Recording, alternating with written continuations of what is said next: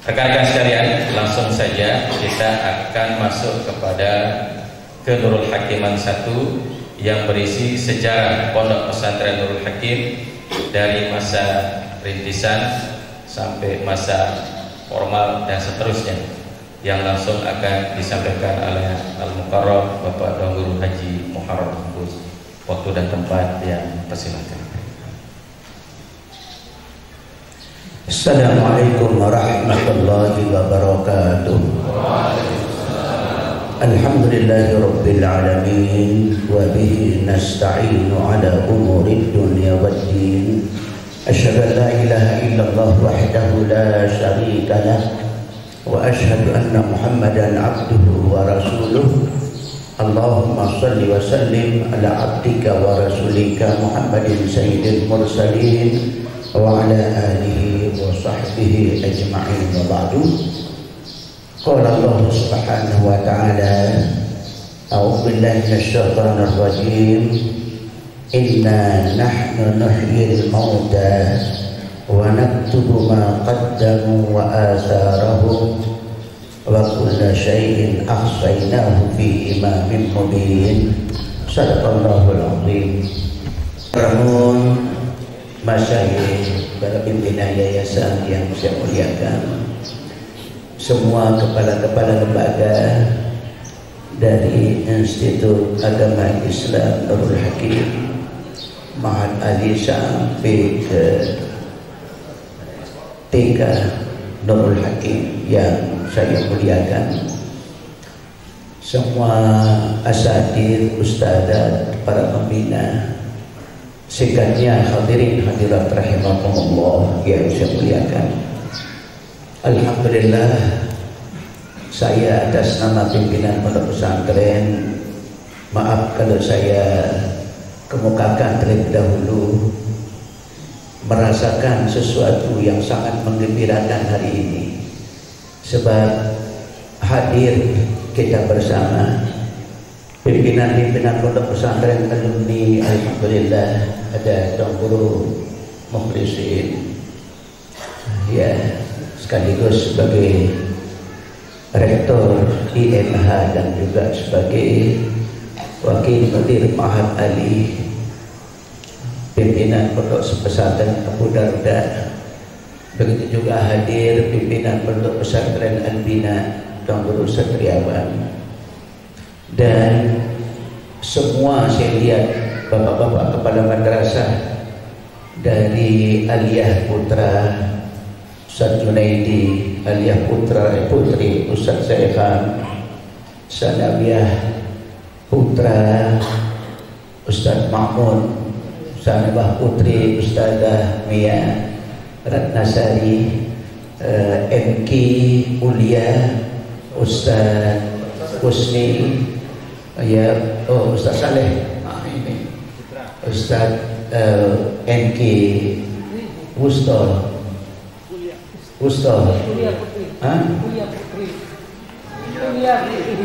ya, Ustaz Husni, kemudian hadir juga MK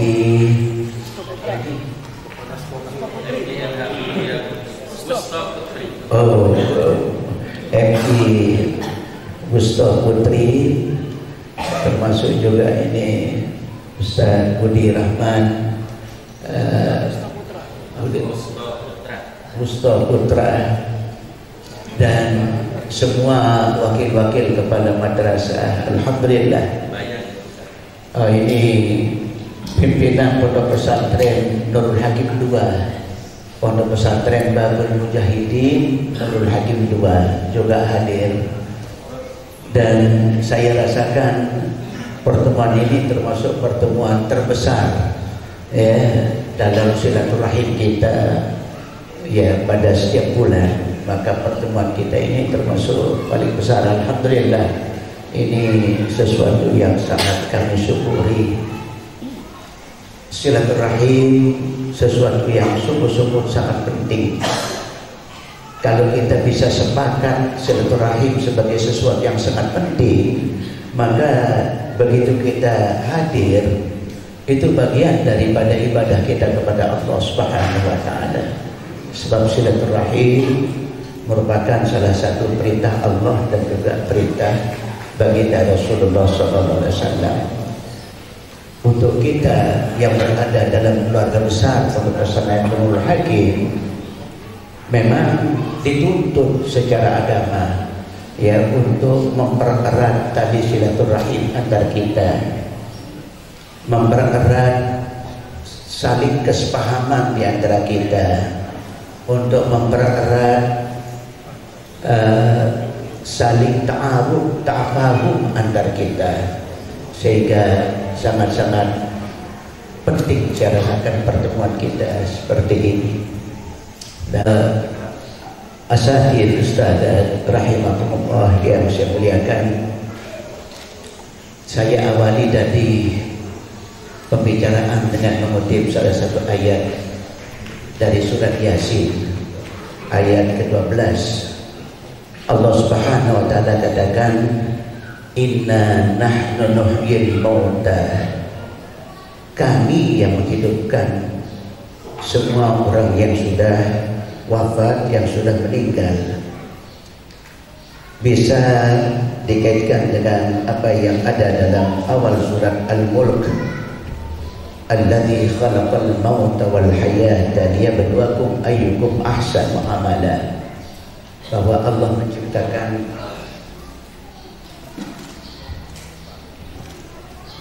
menciptakan dari sesuatu yang tidak ada, itulah al-maut pada surat Al-Mulk, kemudian menjadi ada khalaqal mauta wal hayat, dikaitkan dengan surat Yasin, inna nahnu nuhyil mauta wa naktubu ma qaddamu wa atharahum. Artinya begitu kita diciptakan oleh Allah kemudian menjadi orang yang bisa berkesempatan untuk hidup dalam kehidupan duniawi, naktubu ma atharahum, naktubu ma qaddamu wa atharahum. Ini saya kira yang patut menjadi catatan kita. Kami menulis apa saja amal perbuatan yang sudah mereka lakukan dan athar daripada perbuatan-perbuatan mereka. Ada dua tafsiran yang saya pernah baca. Athar dikaitkan dengan asbabun nuzul, itu adalah athar bekas perjalanan para sahabat dari rumah menuju ke masjid. Itu athar. Begitu juga seterusnya bekas perjalanan kita dalam semua proses ibadah, itu athar. Sehingga memang terkait dengan itu, maka Allah katakan orang-orang mukmin sejati itu adalah alladzina yadhkurunallaha qiyaman, orang-orang yang selalu berzikir kepada Allah sekalipun dalam keadaan berdiri, termasuk berjalan, qiyaman wa qu'udan, duduk, ya, wa ala junubihim, dalam keadaan tidur. Jadi semua kondisi bagi kita itu adalah athar yang harus menjadi bermakna bagi kita dalam memenuhi apa yang tercatat di sisi Allah Subhanahu wa taala. Sebab Allah katakan naktubu ma qaddamu, kami tulis apa perbuatan yang mereka sudah lakukan, wa atharahum, dan athar mereka dalam pengertian yang luas. Termasuk pengertian yang kedua, athar dalam pengertian apa makna kehidupan kita dalam kehidupan bermasyarakat, apa makna kehidupan kita dalam pengembangan dakwah dan ilmu, apa peran yang sudah kita lakukan dalam kehidupan ini.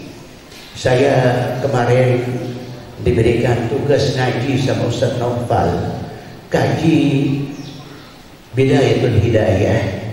Ternyata Imam Ghazali secara rinci sekali kemukakan di situ. Mata, telinga, tangan, kaki, perut, kemaluan, sab'atu a'dha, 7 panca indera kita, itu akan dimintai pertanggungjawaban secara rinci oleh Allah tentang pemanfaatannya. Nah, pemanfaatan semua itu, itulah athar pengaruh, bekas, dampak dari apa yang kita lakukan kepada orang lain. Disinilah saya ajak terlebih dahulu kepada kita bersama, maaf termasuk saya, Bagaimana kita tumbuhkan rasa syukur terhadap keberadaan kita di sebuah lembaga pendidikan yang mendidik anak-anak umat, yang mengajar anak-anak umat, yang membina anak-anak umat, sehingga anak-anak umat ini menjadi bermakna dalam kehidupan ke depan. Ini asal yang luar biasa yang kita perbuat. Saya sering sekali kemukakan, sungguh kalau kita mau objektif berpikir berdasarkan ayat-ayat ataupun hadis, maka keterlibatan kita dalam sebuah lembaga pendidikan sangat-sangat besar makna ukhrawinya, sangat-sangat besar ukhrawinya. Godaan tidak terlalu besar. Pejabat juga asal dia memegang jabatan, kemudian dia berbuat untuk kepentingan umat, besar pahalanya, tetapi godaannya sangat besar, godaan duniawinya. Sehingga apa yang bisa terjadi bisa berimbang antara athar positif dan athar negatif. Tapi kalau kita di lembaga pendidikan kayak yang kita nikmati ini, justru athar positifnya jauh lebih besar ketimbang athar negatif. Pengaruh yang kita tinggalkan kepada umat ke depan sangat luar biasa besarnya. Sebuah ungkapan saya secara redaksional lupa, ya, tidak saya hafal secara baik redaksionalnya, tetapi intinya adalah sangat berbahagia orang yang bergerak sebagai muallim, sebagai pengajar, yang melahirkan pengajar kemudian. Itu luar biasa. Pengajar ilmu yang kemudian melahirkan pengajar untuk tahap kedua. Maka disinilah sangat berbahagia Tunggul Ayahanda Tunggul Abdul Karim. Luar biasa beliau.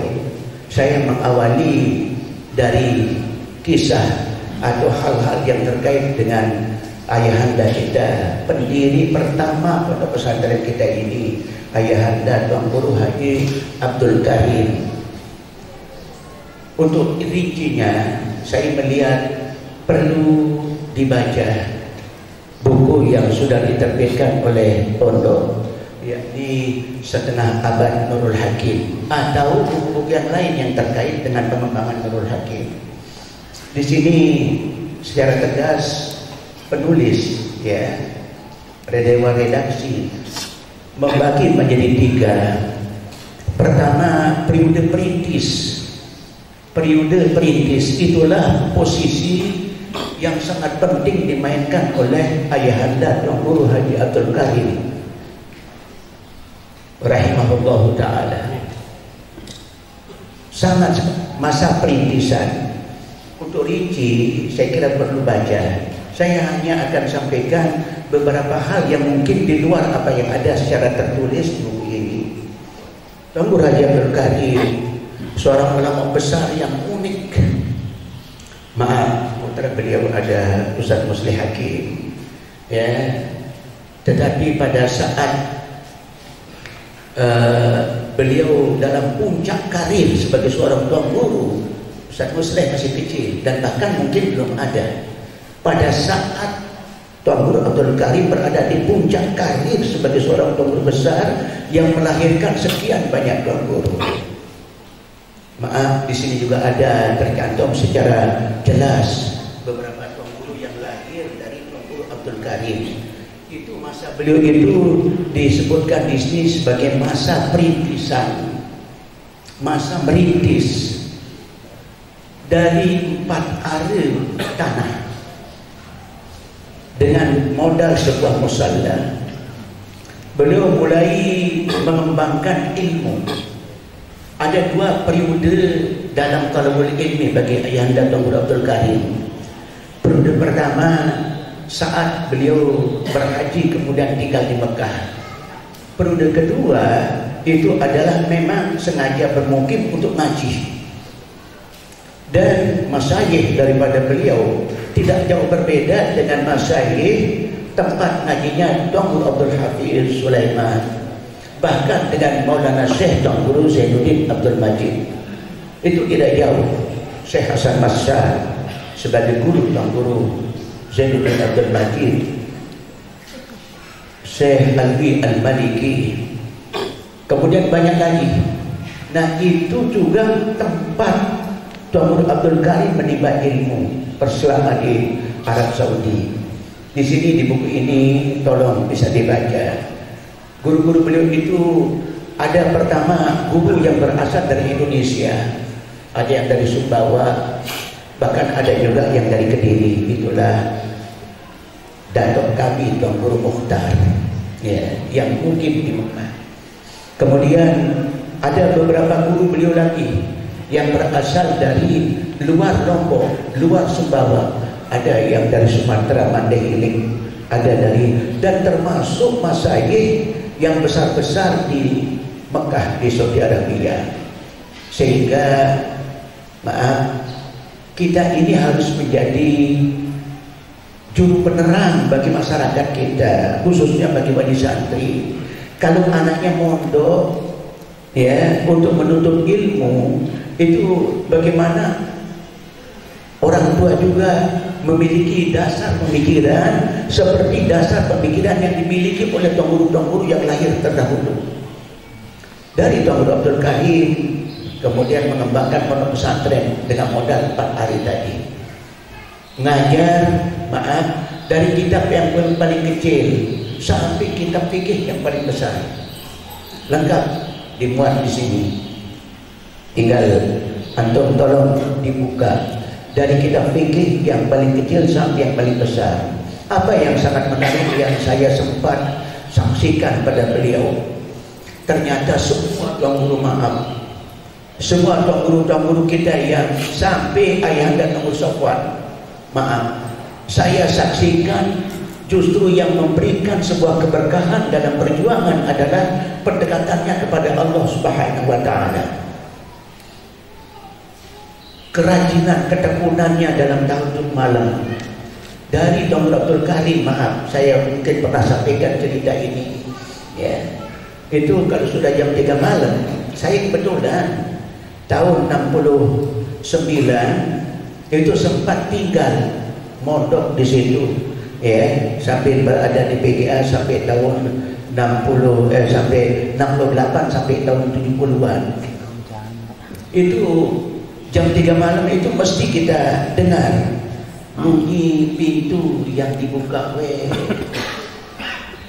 dan karena tidak ada listrik saat itu, ya, beliau pakai lampu yang pakai semprong, ya, itu yang beliau bawa keluar, dan itu selalu bunyi bertemu antara semprong dengan besi itu. Sehingga kita santri yang tinggal dekat di situ itu mesti bangun dengan itu. Masya Allah, setiap malam itu jam 3 itu. Makanya Tuan Guru kita hampir keseluruhan yang terdahulu memang termasuk pelaku qiyamul lail yang sangat aktif. Jadi apa yang disabdakan oleh Rasulullah SAW ataupun kalangan para ulama, qiyamul lail min da'bis shalihin, bangun waktu malam untuk tahajud, itu adalah kebiasaan hidup orang-orang saleh terdahulu. Kemudian yang kedua, begitu selesai beliau tahajud, beliau mutalaah jam 3 itu sebelum subuh.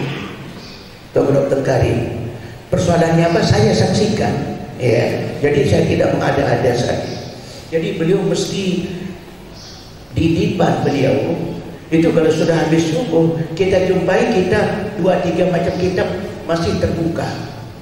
Sehingga kadang-kadang beberapa kali tidak terlalu sering, kadang-kadang juga ikut merapikan kitab beliau pada saat itu. Karena apa? Dibuka, nanti sebentar lagi pada habis subuh ngajar. Itu merupakan kegiatan rutin dari Tuan Guru Haji Abdul Karim. Maaf, sistem pendidikan pondok pesantren saat itu, ya, beliau memang dikenal punya kerbau namanya kerbau Tuan Guru Abdul Karim. Dari modal 4 hari itu berdatangan orang-orang ngaji yang dimulai tentu dari orang Kediri, kemudian datang dari Lombok Tengah, datang dari Lombok Timur, mulailah dibangun, ya, ukuran 2 meter, ya, kali, dia kecil sekali lah, 3 kali 2 meter, Itu ukuran pondok terdahulu dan dibikin dari belek, ya. Dan santri pakai dipan, tapi serba bambu, dipannya juga bambu. Nah, itulah awal daripada Nurul Hakim sebagai sebuah pondok pesantren, tetapi lebih dikenal dengan Kerbung Tuan Guru Abdul Karim. Di Tuan Guru Abdul Hafiz begitu juga dikenal dengan Kerbung Bawa Pau. Kerbung Bawa Pau. Kalau disebut Kerbung Bawa Pau itu adalah kerbungnya Tuan Guru Abdul Hafiz Sulaiman. Kemudian sebelahnya adik Tuan Guru Abdul Hafiz namanya Tuan Guru Abdul Muhid, ayahanda dari Lalu Murad, Al-Makmurlah Lalu Murad, ya, dikenal dengan Pondok Bawa Sukun. Itu anunya. Nah, untuk di wilayah sekitar Tuan Guru Ibrahim Al-Khalidi, ya, itu di lingkungan rumah beliau memang tidak ada pondok, tetapi di dekatnya ada pondok Harukan Makiaran, pondok tua, lupa saya namanya itu, ya, ada ini kan, bukan lain Guru Gamek itu Ustaz Syafi'i, Guru Gamek Ustaz Syafi'i ini yang ahli silat, beliau itu ingat sekali saya, ya, itulah pondok di pinggirnya, di belakangnya Tuan Guru Ibrahim Al-Khalidi dan Tuan Guru Mustafa, banyak pondoknya, beberapa kamar. Sehingga kemudian yang ketiga ada yang mondok di Tuan Guru Azhar, ada yang mondok di Tuan Guru Guru Gamek. Guru Gamek itu orang tua dari Ustaz Syafi'i. Itulah sejarah, ya, pesantren di Kediri ini. Dan sistem saat itu, ya, itu belum ada terpisah kayak sekarang. Semua santri yang ada ngaji sama semua Tuan Guru. Santri Bapak Pau juga ngaji sama di Kerbung Tuan Guru Abdul Karim. Santri yang ada di Kerbung Tuan Guru Karim juga ngaji di Bapak Pau, ngaji di Bawa Sukun, ngaji juga di Tuan Guru Ibrahim Al-Khalidi, ngaji juga di Tuan Guru Mustafa. Oleh karena itu saya pernah katakan bahwa semua sebenarnya Tuan Guru awal di Kediri itu adalah memiliki rumpun ilmu yang satu rumpun ilmunya, ya. Semua Tuan Guru pada saat berada di Mekah berguru pada syekh yang sama. Apa Tuan Guru Ibrahim, Tuan Guru Abdul Hafiz, Tuan Guru, ada nanti bisa dibaca di buku ini, ada sejak ada syahadah, ada ijazah di buku ini. Saya hadiri hallnya Tuan Guru Abdul Hafiz, diuraikan oleh Ustaz Batongko sebagai penulis buku beliau. Itu juga mengemukakan hal yang sama. Jadi dari sisi sanad keilmuan, semua Tuan Guru yang ada di Kediri sebenarnya termasuk di Lombok Timur itu memiliki sanad yang sama. Ya, ada Syekh Umar Hamdani yang merupakan guru Syekh di bidang hadis, juga dalam berbagai bidang ilmu, Syekh Umar Hamdan. Di samping Syekh Ali Al-Maliki, Syekh Hasan Hasan, dan termasuk Syekh Yasin Padang dan lain sebagainya. Nah, ini sebuah gambaran. Nah, saat itu semua santri ngaji ke semua Tuan Guru. Sehingga saya pernah, maaf, saya dengan Tuan Guru Abdullah Mustafa atau yang segenerasi mungkin, yang seumur, itu adalah generasi terakhir yang mengalami bagaimana indahnya suara terompah santri. Begitu habis subuh dan habis isya, 3 waktu, habis maghrib, habis isya, dan sebelum habis subuh, itu suara terompah yang terbikin dari kayu waru, terbikin dari kayu yang ringan-ringan, itu sebagai sandal semua santri, terumpil, sehingga berbunyi pada saat berjalan. Sehingga pernah Tuan Guru Mustafa atau Guru Abdullah katakan, rindu kita kepada suara-suara terompah terdahulu. Setelah tahun 70-an baru ada masuk sandal jepit, sandal macam-macam itu. Kalau tahun 69 ke sana, ya, itu yang ramai adalah terompah. Sebab apa? Semua santri ngaji ke semua tuan guru. Dan Masya Allah, maaf ya kalau saya katakan, kalau tidak karena karomah tidak terjadi. Kalau tidak karena karomah, kayak terjadwal. Padahal belum ada pertemuan untuk musuh jadwal. Jadi begitu yang terjadi. Contoh, Tuan Guru Abdul Karim punya jadwal pengajian habis subuh sampai sekitar jam 8:30. Itu satu. Kemudian sekitar jam 10 ada pengajian di Tuan Guru Abdul Hafiz. Itu yang pagi sampai siang. Kemudian malam habis maghrib ada pengajian di Tuan Guru Abdul Karim. Tetapi habis isya ada pengajian di Tuan Guru Ibrahim Al-Khadidi. Bahkan sampai ada pengajian Tuan Guru Abdul Hafiz yang mulai jam 9:30 sampai jam 10:11. Dan itu diikuti secara begitu tertib oleh santri. Ini sebagai gambaran, ya. Saya punya kenangan yang sangat-sangat manis dua dalam kaitan itu.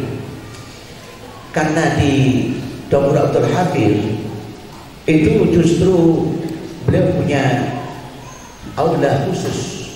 Beliau untuk masuk ke aula disiapkan kolam kecil untuk santri yang datang tanpa sandal, tanpa trouble.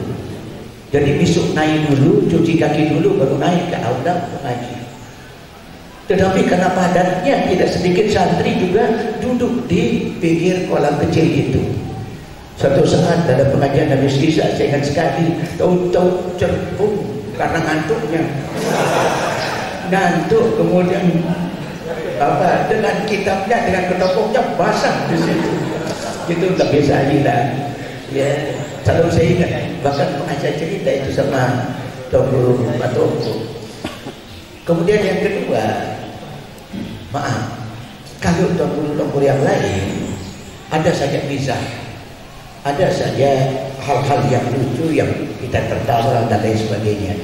Tapi kalau Tuan Guru Abdul Hafiz itu serius dari awal sampai akhir, sehingga suasana ngaji itu sepi, ukurannya jarum jatuh kedengaran, itu ukurannya kena sepi. Ya, sehingga terjadilah satu saat, ya, karena ngaji kita pada saat itu beliau pengajian habis isya itu dari Tuan Guru Ibrahim habis sekitar jam 9:30 baru santri ke situ. Ya, ya maaf karena ngantuk, ya namanya santri, ya ngentut. Dan kentut itu terasa kok sekali, besar sekali suaranya karena sepinya suasana. Di situ baru saya dengar, ya. Saya waktu itu masih termasuk santri junior, belum termasuk santri senior, sehingga tak berani kita di depan. Ya, jadi kelas saya waktu itu di belakang atau di luar, sebab kita masih termasuk junior tahun itu. Apa tumben itu semua serba tertawa. Guru, saya kamat, guru, saya kamat. Diserang beliau pada saat itu, saya kamat, beliau bilang. Jadi semua orang tertawa. Nah, ini ya kisah yang ada. Saya maaf, hanya kalau tahun yang kedua itu hanya sempat ngaji sama Tuan Guru Abdul Karim, itu pun kelas santri junior, ya. Dan di Tuan Guru Abdul Hafiz itu pun junior. Belum saya masuk senior. Nah ini. Nah maaf, sehingga kalau terdahulu Tuan Guru Mutawalli, maaf, dan yang ketiga ya yang saya lihat itu Tuan Guru terdahulu takzimnya tinggi kepada sekalipun murid kalau sudah jadi Tuan Guru. Itu yang saya saksikan itu. Jadi murid yang sudah jadi Tuan Guru, Masya Allah, saya terbayang setelah kita baca-baca kaul Imam Asy-Syafi'i, kaul Imam Malik. Ya pantas Imam Malik sendiri memuji Imam Asy-Syafi'i luar biasa. Ya, ma wajadtu ahadan aqtan bin Muhammad bin Idris. Tidak pernah saya jumpai seseorang yang lebih cerdas daripada Muhammad bin Idris, sebagai bentuk pujian kepada murid beliau. Nah, Tuan Guru terdahulu, maaf, begitu muncul di Bejerwadu, Tuan Guru Mutawalli, ya. Terus beliau ziarah ke tuan gurunya, antara lain di samping ke tuan guru, tapi yang banyak kita tonton, maaf karena saya santri junior saat itu bersama santri-santri pergi ngebuin, pergi nonton bagaimana Tuan Guru Abdul Hafiz takzimnya kepada Tuan Guru Mutawalli, padahal murid beliau. Tapi karena sudah makomnya, sudah makom Tuan Guru, Masya Allah, ya, beliau sambut kayak menyambut seorang yang lebih tinggi martabatnya, manzilahnya, makomnya, padahal adalah murid beliau. Nah itu yang saya lihat. Ternyata setelah kita baca-baca, memang begitulah tradisi ulama-ulama sejak zaman dahulu.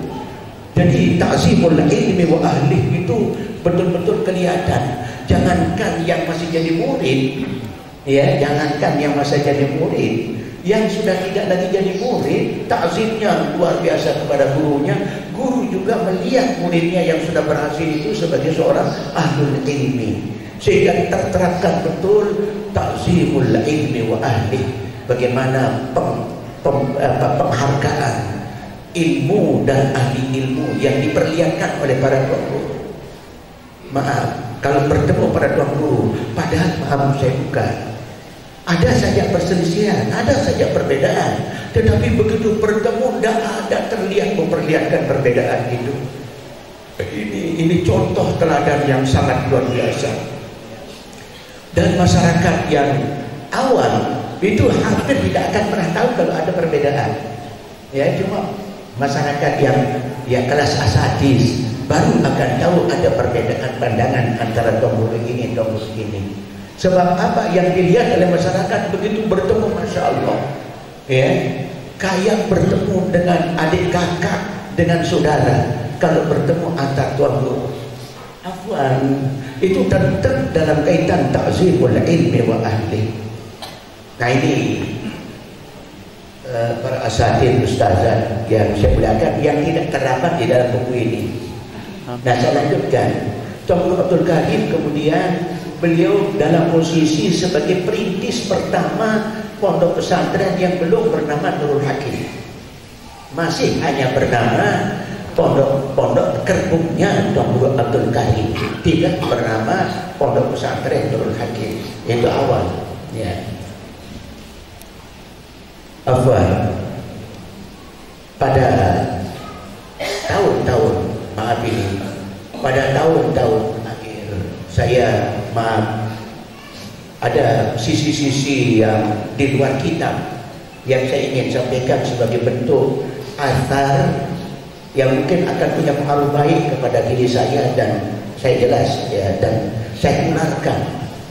Masya Allah, saya waktu itu karena masih junior, ya, saya selalu nyampah bersama, dan beliau, Masya Allah, Dr. Abdul Karim itu kalau nyampah, maaf Ustaz Muslim belum mungkin ketemukan itu, beliau mesti pakai dedampar, kemudian pakai ampet, tidak pernah namanya meniup makanan itu. Itu setelah kita baca hadis baru tahu bahwa memang beliau itu luar biasa, yang meniup makanan itu tidak pernah. Sampai ampet itu justru ampet itu yang selalu berganti. Kalau sudah agak giring-giringan diganti dengan ampet baru. Sehingga pada saat kita makan bersama, ya, waktu saya di sana, ayahanda Tuan Guru Safwan Hakim masih sedang di Jogja, ya, belum pulang pada saat saya di situ. Jadi baru setelah tahun 68 beliau pulang, baru menetap. Jadi pulangnya hanya sebentar-sebentar. Jadi saya lebih banyak makan pada saat itu di samping ngiring beliau juga dengan almarhum Munir.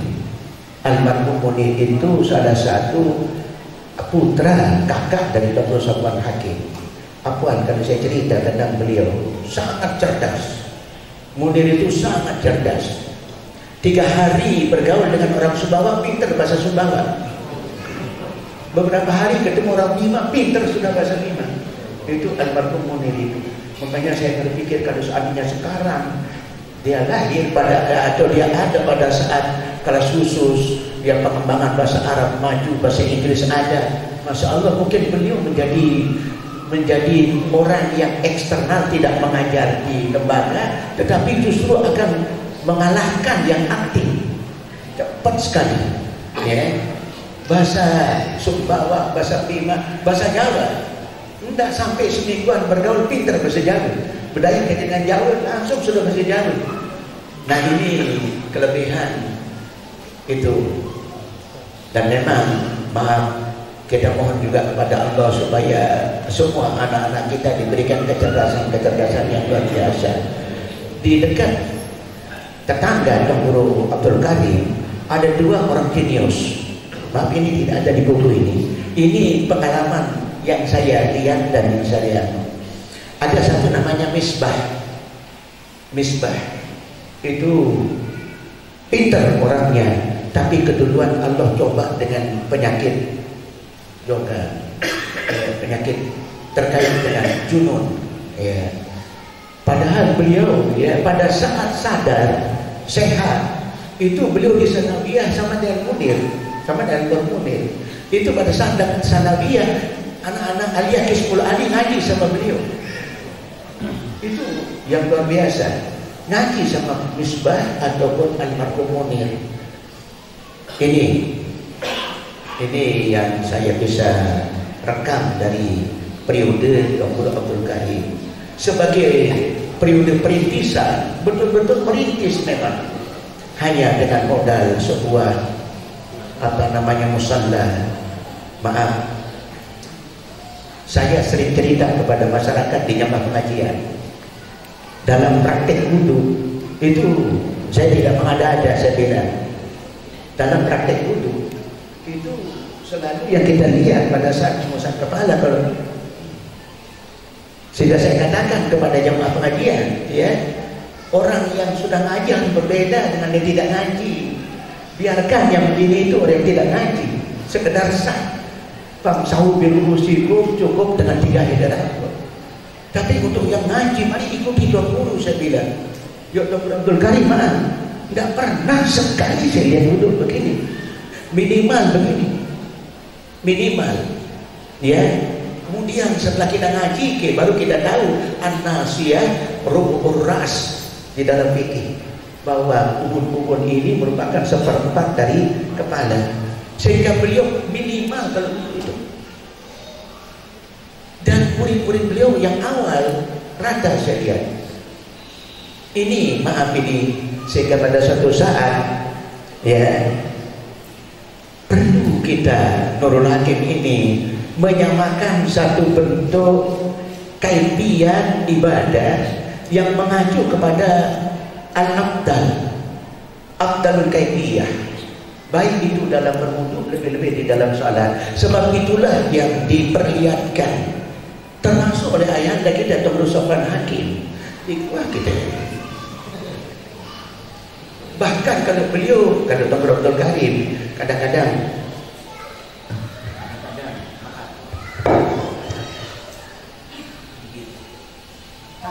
ayahanda Dr. Sofwan hampir tidak pernah. Itu yang saya lihat, ya, yang saya saksikan. Artinya dari keteladanan orang-orang para guru kita terdahulu, ya, memberikan satu gambaran bagaimana beliau itu menempuh atau memakai kaifiat yang paling abdal di dalam berwudu, lebih-lebih di dalam salat. Nah, ini sebuah catatan penting saya kira, sehingga Dr. Abdul Karim, beliau selalu mandi ini. Dan ternyata kalau kita amalkan itu tidak apa-apa. Saya cerita, itu Allah berikan kita imunitas yang lebih tinggi, ya, kalau kita amalkan. Beliau jam 3 itu mesti mandi Dr. Abdul Karim itu. Jadi datang wudhu beliau lebih, karena air saat itu, air tola itu kayaknya datang jernih sekali, termasuk air di tempat sini. Maaf, ada Ustaz Abdullah di situ, ya. Itu ayahanda Dr. Misbah dulu pintar tangkap ikan. Justru itu bisa kelihatan ikan itu karena jernihnya pintu basir. Begitu juga kolam-kolam yang ada, termasuk kolam di pondok pesantren yang selalu dimanfaatkan, digunakan oleh Dr. Abdul Karim. Jadi jernih, sudah beliau jam 3 itu mesti mandi. Ini, jadi beliau, maaf ini, begitu mandi selalu bersalin kereng, ya, selalu bersalin kereng. Begitu selesai mandi dalam keadaan berkain. Tidak pernah bersekarung. Nah, selalu mandi berkain pada malam itu. Memang sangat jernih. Kemudian begitu angkat, ya, begitu langsung ditinggalkan kainnya, jadi rebutan santri untuk nyuci, untuk menjemur. Pada barong-barong sambung kain untuk, kadang-kadang terpaksa karena 2 orang yang dapat pertama ngambil, berdua dia jemur. Itu sebuah tradisi kepesantrenan, ya, dimana maaf kalau toh juga takzim seperti itu kepada tuan guru tidak full seperti itu, minimal jangan terlalu jauh dalam soal adab muta'allim kepada alim, kepada mu'allim. Jangan terlalu jauh. Nah, dulu sampai berebut kain untuk, sehingga Dr. Abdul Karim, maaf ini, beliau itu tidak pernah sibuk mengatakan kereng gedung, tidak pernah. Begitu bangun terus sambil pasang kain, pasang baju kaos, beliau pakai baju kaos saja, kolam, terus pulang. Nanti kita yang rebutan itu, santri yang rebutan untuk mencucikan kainnya. Nah, ini sebuah tradisi. Maaf, saya ini di luar itu. Saya ada pertemuan dengan dakwah di Jakarta tahun 90-an. Saya satu kamar dengan seorang profesor, mantan rektor UIN Lampung kalau tidak salah waktu itu. Mantan profesor. Sudah profesor, usia sudah menjelang 80, tapi energik. Saya sampai katakan, Profesor, saya iri sama Bapak. Saya masih jauh sekali umur saya dengan beliau itu. Ya. Kenapa Ustaz iri? Dia bilang sama saya, habis energi, tidak pernah saya lihat, saya dengar bersih, vaksin. Padahal maaf, cuaca di Jakarta jauh berbeda dengan daerah panas, ya. Tapi kok profesor ini begini? Apa dia bilang? Dia bilang, kamu bisa lihat apa yang saya kerjakan. Ternyata yang saya saksikan itu mandi sebelum subuh itu. Mandi sebelum subuh. Maaf, saya sedang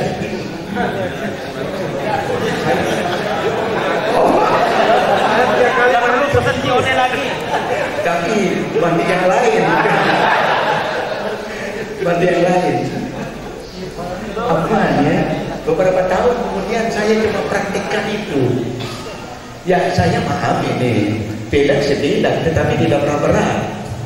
Ya, karena apa? Memang saya rasakan manfaat dari apa namanya, dari mandi itu. Ustaz Saiful Muslim ini penting ini. Ya, mandi sebelum subuh. Ya, bangun jam 3:30, mandi dulu baru. Nah, mana seger dan mana kaitannya erat sekali dengan kesehatan. Dr. Abdul Karim itu yang sudah berjaga. Setiap jam 3 bangun itu mandi beliau itu. Masya Allah, saya ketemu jadinya pengalaman saya melihat ayah anda Al-Maghfurlah Dr. Abdul Karim dengan profesor itu. Jadi semakin kuat menimbulkan sebuah kesan bahwa ini merupakan langkah memelihara kesehatan yang sangat bagus. Itu. Jadi ini jalan lalu ini Pak Ustaz Sampar Pak Meri Bagan. Tapi kan yang penting sehat itu. Ya, sehat itu. Ini beberapa yang saya saksikan, bisa dilihat kajian-kajian di zaman Dr. Abdul Karim itu dari kitab terkecil sampai kitab-kitab yang besar. Keunikan terakhir yang bisa saya sampaikan dari beliau, bukan tidak bisa nulis, tetapi tidak pernah terbiasa nulis. Nulis Latin itu setelah pulang ayahanda nomor 1 Hakim, baru beliau yang ngajar tulis Latin. Beliau yang ngajar. baru bisa membaca dan menulis Latin. Dr. Karim. Tetapi menulis Arab bukan tidak bisa, tetapi tidak terbiasa. Maaf ini, saya kebetulan di belakang, cuma saya menjadi tahu karena view orang Ternate. Ya, kenapa pada saat itu Dr. Azhar almarhumlah sudah meninggal juga. Itu murid beliau yang setia tetap berada di sebelah kiri beliau setiap ngaji, dan beliau itu dari pengajian kita kecil sampai paling besar mesti ikut. Tuan Guru Azhar, Tuan Guru Sukron Al-Baqurna, itu orang-orang yang lupa saya beberapa nama yang lain yang mesti dari kita kecil. Sebab apa? Dua waktu untuk Tuan Guru Abdul Karim itu ngaji. Pertama pengajian kalau nahwu, pengajian mata jurmiyah sarah dahlan kalau nahwu. Nah itu untuk yang kelas. Jadi beliau duduk saja dari sekitar setengah jam setelah subuh terus sampai selesai program pengajian 4 kitab. Itu setiap hari. Ya, gimana bentuknya? Jadi beliau duduk, begitu selesai satu kitab, yang merasa berkelas di kelas itu hanya kelas itu keluar. Yang kelas mata jurmiyah keluar, yang belum masuk ke sarah dahlan. Yang sarah dahlan diam.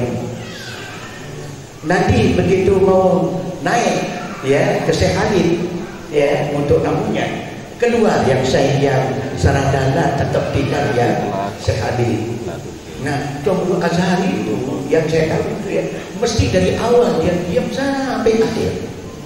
Pikir umpamanya beliau itu selalu punya kebiasaan begini, ngaji Fathul Mu'in mesti dari Fathul Qarib.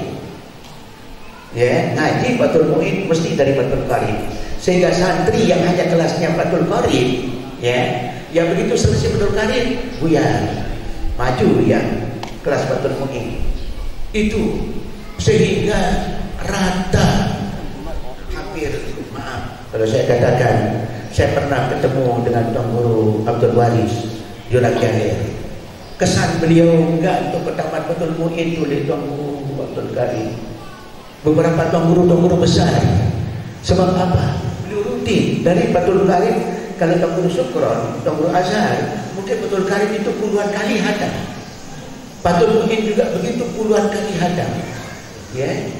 Tuan Guru Mudir juga seperti itu, cuma beliau keduluan kemudian aktif di politik sehingga terbagi waktunya.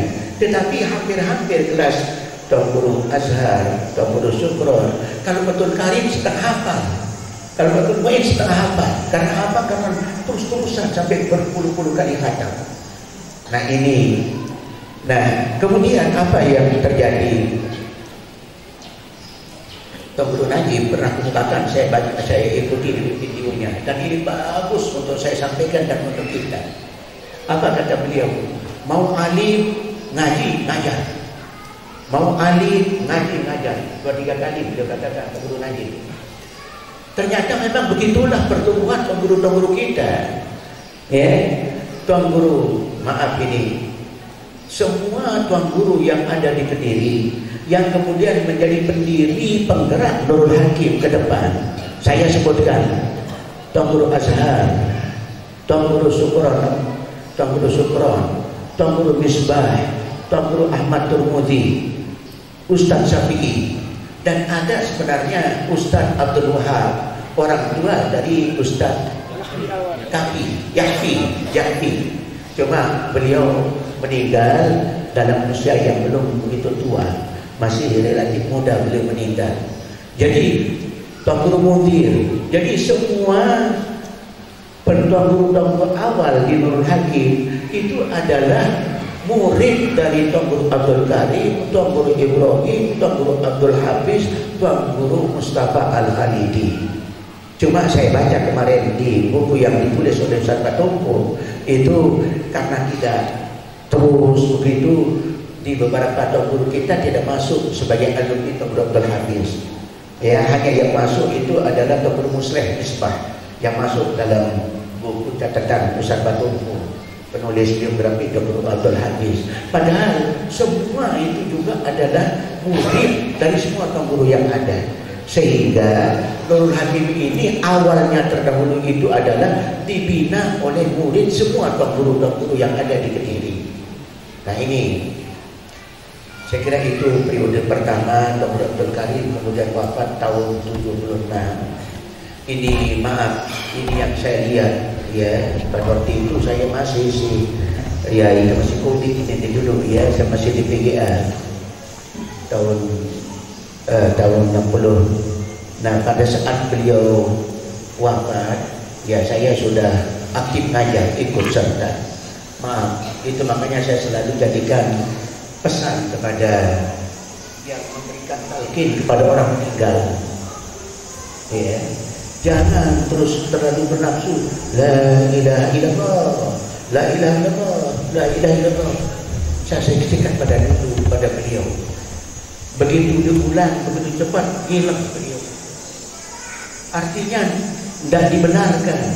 Beliau sudah ikuti kalimat talqin yang kita ucapkan itu, sehingga beliau lihat dengan sepertinya tidak menerima lagi itu pada saat ditalqin ya, karena namanya putra lupa saya siapa, pokok almarhum Mutar itu siapa waktu itu agak kencang la ilaha illallah gitu, baru ditegur sama almarhum bapak itu adik-adik baru tenang. Dan di buku ini ada kemudian ditulis sebuah doa yang diucapkan oleh beliau ya, oleh Dr. Abdul Karim pada saat akan mengembuskan nafas terakhir dengan khusyuk sambil menangis beliau. Doa itu, Allahumma ahyini ma kanatil hayat khairan li wa tawaffani ma kanatil wafat khairan li. Ini sebuah contoh yang luar biasa. Ini terucap menjelang akan wafat ya Allah, hidupkan saya kalau hidup itu lebih baik, matikan saya ya Allah kalau ternyata mati itu lebih baik.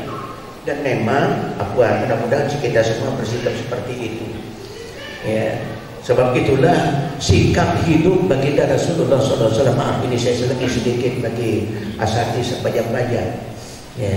Pada saat malaikat diutus, diperintah oleh Allah untuk datang kepada baginda Nabi untuk mencabut nyawa, malaikat Malakul Maut didampingi oleh malaikat Mikail, kemudian malaikat pembawa rahmat termasuk Jibril.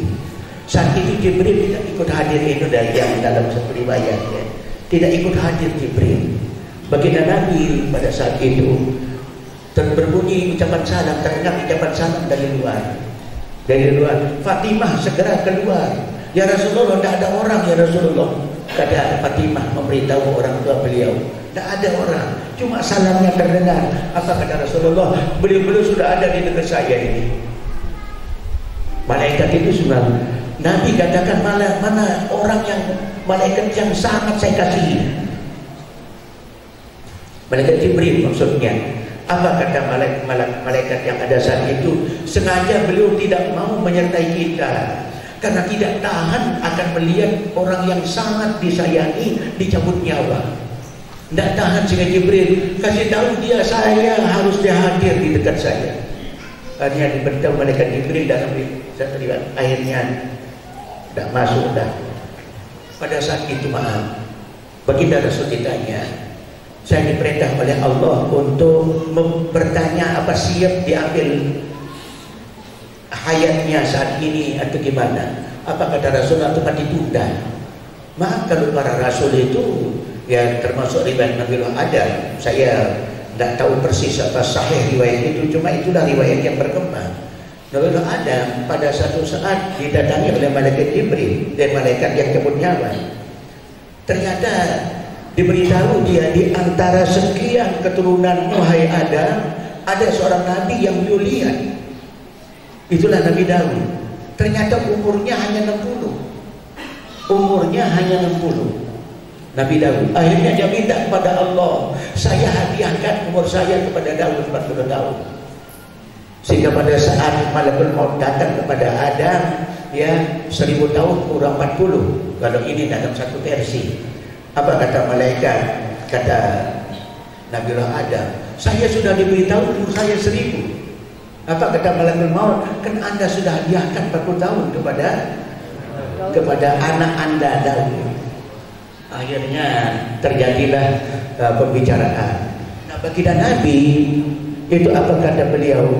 Saya bersikap seperti para rasul terdahulu. Kalau sudah habis tugas sudah. Sekarang juga. Maaf, teman itu jaminan terbaik maaf. Tapi bagi Rasulullah sekarang juga saya mengikuti sikap semua para rasul. Selesai tugas kembali kepada Allah.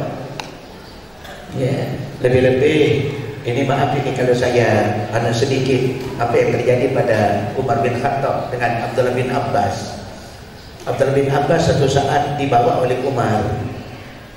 Sahabat-sahabat yang lain merasa iri, ya, apa selebihnya anak ini, pemuda ini kok selalu dibawa oleh Umar? Apa lebihnya? Kita kalau membawa anak kita bisa kita bawa. Ini apa lebihnya? Terdengar itu oleh Umar. Akhirnya Umar membuka sebuah forum diskusi. Tolong bahasa kita ini, tolong Mas Aye, berikan kita apa makna tafsiran dari idza jaa nasrullah wal fathu. Ternyata semua yang hadir al-fathu itu Fathu Mekah. Jadi idza jaa nasrullah wal fathu, Fathu Mekah. Tidak ada yang memberikan makna apa yang tersirat di situ. Tidak ada satupun. Hanya Umar katakan, hai Abdullah, kamu coba jelaskan. Baru Abdullah bin Abbas katakan, ayat itu menjadi isyarat bahwa Rasulullah segera akan wafat. Sebab kalau sudah Fathu Mekah, sudah menang, itu apa hidup seorang Rasul? Itu alasan Abdullah bin Abbas. Semua para Rasul begitu selesai tugas sudah lebih baik menghadap kepada Allah, menikmati surga ketimbang terus berada. Jadi tidak ada istilah para nabi berjuang mau menikmati hasil perjuangannya. Maaf ini para rasul terdahulu. Nabi juga begitu, Rasulullah. Sehingga begitu Fathu Mekah sudah apa yang harus saya tunggu? Saya lebih baik kembali kepada Allah. Akhirnya beliau katakan, sudah saya saat ini juga supaya menghadap kepada Allah. Akhirnya Nabi maaf sambil diletakkan air di dekat beliau. Fatimah luar biasa nangisnya semuanya. Beliau sambil mengusap, ya, sambil mengusap, sambil juga air itu diusapkan di dahinya, wajahnya. Itu bagi Rasul. Fatimah nangis tidak tertahan. Akhirnya dipegang Fatimah, hai Fatimah, kamu anakku yang paling pertama menyusul aku. Jadi setelah saya ini kamulah orang yang pertama menyusul aku, hai Fatimah. Dari tangis menjadi senyum. Maaf, itu jadi orang-orang terdahulu itu, maaf ini al-maut ahabbu ilaih, mati lebih dia cintai. Kalau jelas posisinya itu sangat dengan jelas ya, dengan jelas satu surga demi ya, itu jelas serba masih terkena. Ya Fatimah, dikatakan pada Rasulullah, ya Fatimah, jangan nangis. Yang pertama akan menyusul saya itu adalah kamu. Dari tangis menjadi senyum. Berhenti nangis kemudian. Itu akhirnya Rasulullah dalam keadaan beliau, maaf, ini yang ahli hadis mungkin bisa ditelusuri kesahihannya. Dalam riwayat wafatnya beliau itu justru beliau minta kepada Allah supaya kepada beliau diberikan rasa sakit untuk sekian persen daripada umat beliau. Jadi supaya umat beliau jangan merasakan sekarang itu secara full. Sekian persen dari sekarang umat-umat saya per orang itu diberikan kepada saya. Dua yang dijadikan bukti oleh ulama yang saya baca. Makanya yang ahli hadis yang coba ditelusuri. Dua hal. Pertama itu, ya. Yang kedua, pada saat Allah katakan, pada saat beliau berkata at-tahiyyatul mubarakatus salawatut thayyibatul lillah, Allah langsung jawab kepada beliau, assalamu alayka ayuhan nabiyyu wa rahmatullahi wa barakatuh. Baginda Nabi langsung menjawab, wa ala ibadika sholihin, ya Allah, Jadi tidak mau beliau saja yang selamat. Jadi begitu Allah katakan Assalamualaikum ayuhan Nabi wa rahmatullahi, langsung beliau juga menjawab Assalamualaikum wa ala ibadiyas sholihin. Keselamatan itu saya ya Allah, dan juga untuk umat saya yang soleh-soleh. Ini menjadi suatu bukti bahwa Nabi itu memang tidak mau senang sendiri, tidak mau menikmati surga sendiri. Beliau berjuang habis-habisan supaya sebagian besar umat beliau masuk surga bersama beliau.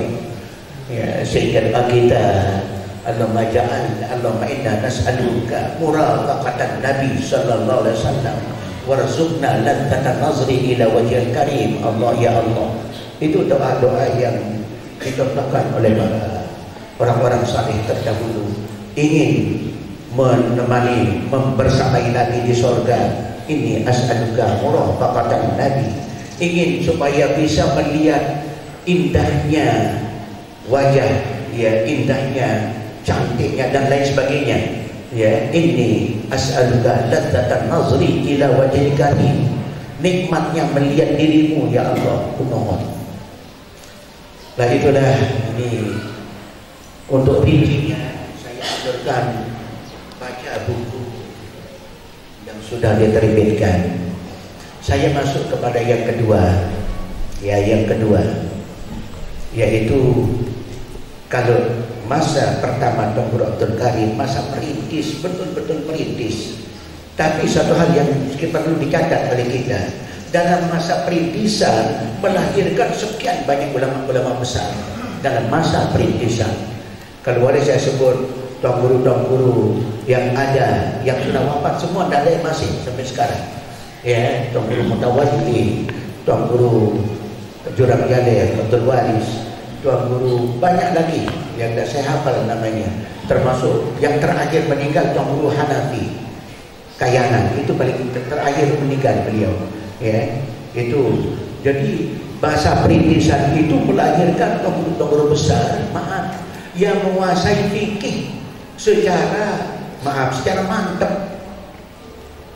Kalau yang terdahulu itu dinarak dikuasai kitab-kitab fikih dari Fathul Mu'in, Mughni Muhtaj, Ar-Rawdah, dan kitab-kitab Imam Nawawi. Ini semua guru-guru kita terdahulu. Ya, sehingga pernah satu saat seorang syekh dari Saudi, ya, itu melihat bacaan para guru-guru kita, kaget. Ya, apa kagetnya? Berbicara tidak bisa, tetapi kok bisa baca semua kitab itu? Kan tidak semuanya bisa berbicara, ya, tetapi penguasaan kita, masya Allah. Kita masuk kepada periode kedua, periode ayahanda kita Tuanku Safwan Hakim. Ya, beliau ini ada apa? Secara formal, ya, secara formal tahun 1977. Secara non formal sebenarnya begitu selesai beliau di Jogja, maaf ini saya sampaikan kepada antum semua, kenapa Tuanku Safwan tidak sampai selesai S2 ke atau S1 dulu, pakai hanya sampai BA sampai sarjana muda, ya, tidak sampai selesai S1, lebih-lebih S2 S3. Kenapa? Maaf ini, itu salah satu dasar, salah satu yang menggugah itu Tuanku Abdul Karim sebagai ayahanda beliau, apa katanya, sekian lama kemudian itu hidup dia ada yang ngaji tipir kitab ya tamat, nikah lalu ini yang bagi dasar. Sehingga kemudian tahun 2023 beliau diberangkatkan haji untuk tinggal di Mekah selama 1,5 tahun. Tuanku Safwan itu untuk ngaji, termasuk beberapa masyayikh yang sempat saya diajak tahun 74, saya susul beliau haji, sempat diajak kepada beberapa, sehingga sempat ikuti pengajian beliau tafsir Ibnu Katsir pada Syekh Dr. Muhammad Alwi Al-Maliki, ya, itu anak dari Syekh Alwi Al-Maliki, orangnya tulang kantang, lain-lain, detektif benang film, ya. Jadi beliau masuk di masjid, ini Syekh Muhammad Beliau akhirnya saya ikut duduk di situ. Beliau ngaji Ibnu Katsir sama Dr. Muhammad Alwi Al-Maliki. Cuma karena memang situasi saat itu tidak kayak yang dahulu. Kalau yang terdahulu ada ijazah, kan ada pengijazahan. Jadi saya lihat itu tidak ada, ya. Jadi tapi selama 1,5 tahun itu beliau aktif kajian tafsir Ibnu Katsir di Syekh Muhammad Dr. Muhammad Alwi Al-Maliki. Beliau mewarisi ilmu bapaknya Syekh Alwi Al-Maliki yang menjadi guru, salah satu guru Dr. Abdul Karim. Nah, jadi Syekh Dr. Muhammad Alwi Al-Maliki ini maaf ganteng, dan istrinya ada di Malang juga, Ustaz. Ya. Jadi memang luar biasa. Beliau bikin ruban di Mekah, bikin ruban pondok. Setelah beliau sering di Indonesia, terinspirasi beliau bikin pondok dan banyak kemudian yang ngaji sama beliau yang tinggal di rumah Syekh Muhammad Alwi Al-Maliki itu. Nah, ayahanda di Musafwar sempat ngaji 1,5 tahun sama beliau. Kemudian yang kedua yang saya diajak sama beliau, guru beliau namanya Syekh Yahya. Syekh Yahya, lupa saya anunya, ya, memang kayaknya orang hitam. Ya, itu ngaji hadis dan berbagai macam. Apa kalau saya buka, ya, disitulah salah satu yang menyebabkan saya tidak perlu terapi tengah baris, gitu. Ya, saya waktu itu maaf ini, saya jadi dai Islam Jamaah saat itu. Ya, saya sedang kuat-kuatnya jadi orang Islam Jamaah dan saya jadi dai-nya. Sehingga membawa Islam Jamaah kelompok itu adalah saya bersama Mubalik Islam Jamaah, namanya Sadikin dengan lupa saya satu lagi Muslim. Iya, Sadikin sama Muslim itu. Nah, karena saya kuat rarite miluke Jom Syekh Yahya, betul, Masya Allah, beliau kayak apa ya, kayak pas gitu, padahal tidak pernah dipesan apa. Kok bahasanya adalah bahasa imarah, bahasa yang terkait dengan imarah. Imarah itu salah satu materi yang utama dalam Islam Jamaah. Sebab apa? La Islama illa bil jamaah, wala jama'ata illa bil imarah, wala imarata illa bil bai'ah. Ya, saya ikut dibahas itu sama saya itu. Ya, apa beliau bilang? Saat ini Amir Islam Jamaah itu ada di Mekah.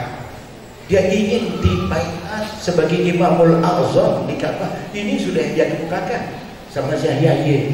Sehingga saat itu setelah pulang hanya berbeda, dia bilang, abang yang syukur.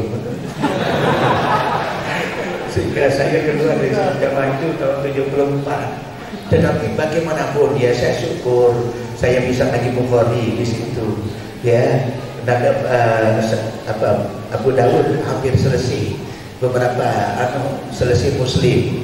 Jadi di situ so ada pengajian khusus yang untuk tingkat mubalik, pengajian khusus itu bulan Ramadan itu full, siang malam, siang sampai zuhur, nanti menjelang asar masuk lagi, terus sudah bisa selesai.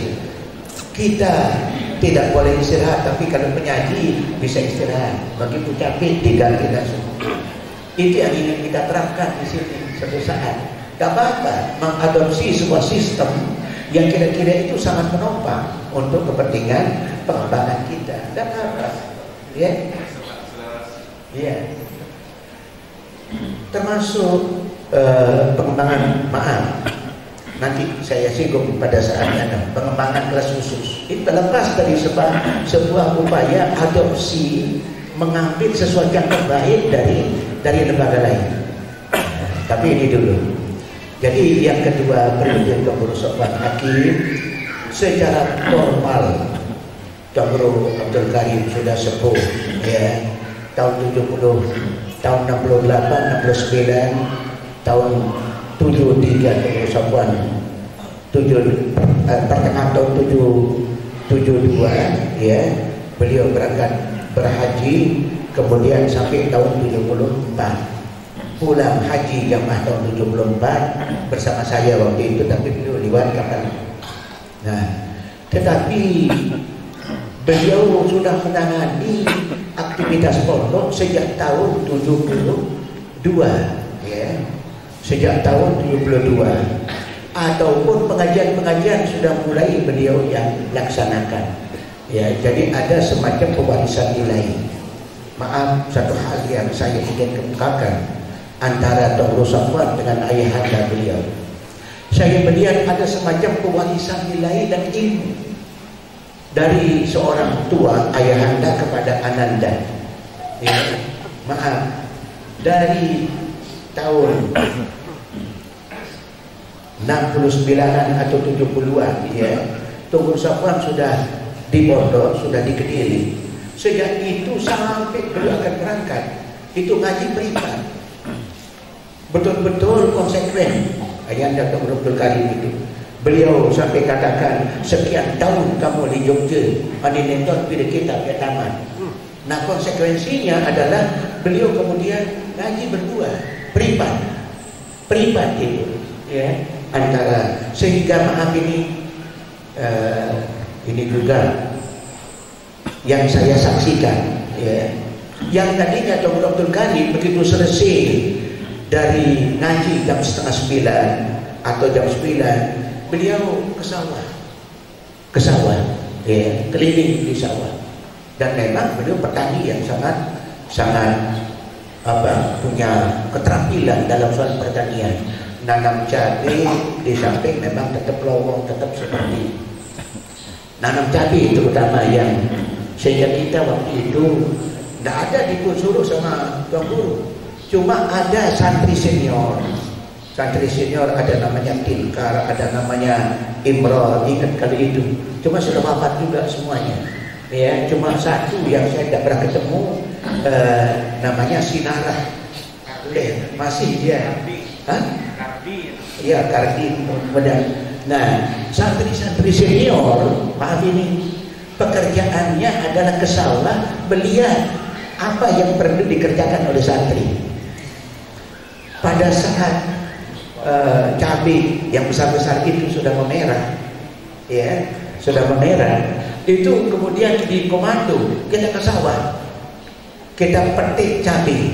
Padahal tuan guru tidak pernah suruh, tapi itulah bentuk pengabdian kepada guru, sehingga cabai itu semua dikerjakan oleh santri. Maaf ini agak jorok sedikit, agak ekek, ya, karena dulu santri itu bekeduma. Tahu nama bekeduma? Karena apa? Situasi lingkungan, situasi itu korengan yang luar biasa, yang kemudian bekeduma. Kutu-kutu putih itu mereneh di badan. Wah, di pakaian itu tidak tahu terus kan ada itu, ya. Dulu itu menjadi apa yang terjadi pada saat kita ini yang tidak pernah lepas dalam ingatan saya, ya.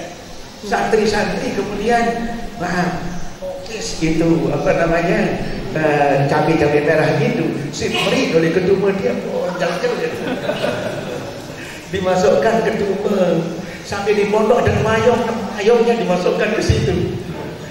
Nah, itu ya. Jadi para santri menyelesaikan semua termasuk momen, ya. Jadi tidak ada perintah dari, jadi santri senior keliling ke sawah, apa yang perlu dikerjakan, nanti dia yang perintah, kita momen, kita petik sembilan, kita petik ini itu. Tapi alhamdulillah Pak Sinarah itu santri dulu tidak ada yang tidak berkah, Masya Allah. Beliau putranya sekarang namanya Nasir, menjadi kepala pengadilan Sumbawa. Nasir, ya, di mana? Angkatan 91. Beliau angkatan 91, kemudian ke Pancor, sehingga pada saat ketemu saya di Sumbawa, akhir maaf, bapak dia bilang, saya begitu lama tak pernah kelihatan nongol. Sebab apa? Saya langsung diserahkan di Pancor, ngaji di Pancor, terus ikut tes hakim, lulus, dia tak pernah sempat. Sehingga pada saat kita acara di Di Sumbawa hampir dia yang fasilitasi semuanya, termasuk mobil, yang namanya mobil dinasnya ada, yang bawa kita ke sana. Itu Nasir tahun 91 ya, angkatan 91. Itu orang tuanya namanya Sinarah dulu, tapi sekarang jadi Haji lupa keleh, lupa keleh. Dulu Sinarah namanya. Ini ada cekeleling sekali, ya. Tapi saya tidak sebut nama ini. Ya. Namanya orang bebragian. Orang bebragian, makanya maaf ini asli Ustazah. Ya, kenapa? Maaf ini. Kenapa perempuan, ibu-ibu harus berpakaian yang sedemikian rupa menutup semua aurat? Saya kira hikmahnya sudah jelas, ya. Kemudian begitu juga supaya satu saat usia itu diperlihatkan antara kalau sudah tua dalam pakaian. Satu saat ini karena Allah di depan pondok itu meneng kayak minyak tanah, sehingga orang di sebelah utara itu cuci beras di situ cuci beras, di situ mandi, di situ macam-macam di Allah itu. Apa yang terjadi? Datanglah serap kampung. Tapi ini turun dan ya dikira dia punya berayu sama santri senior ini. Ya, ingat ya baik. Itu jadi ribut di pondok itu. Mau. Dia mau ngaku ni aku.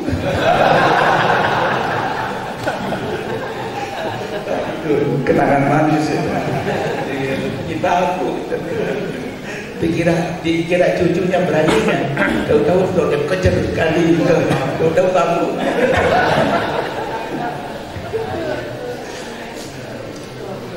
Masalah. Ya, saya sampaikan pengurusan hakim kemudian membentuk namanya dari masa perintisan diperiodisasi sebagai periode pembangunan dan pengembangan. Dari periode dan pengembangan ini justru sampai sekarang terjadi. Sekalipun penulis buku ya Dr. Fadli bersama yang lain-lain, masa Ayahanda Tunggul Safwan dilihat sebagai periode membangun, kemudian masa kita saat ini disebut sebagai periode pengembangan. Tapi sebenarnya pengembangan sudah dimulai oleh beliau. Sehingga kita ini sebagai periode berlanjut sebenarnya, sebagai periode berlanjut. Nah, apa yang istimewa pada periode yang kedua, ya, pada periode yang kedua. Yang istimewa, saya melihat mulai beliau menempuh berbagai kebijakan untuk melakukan pendekatan kepada wali santri.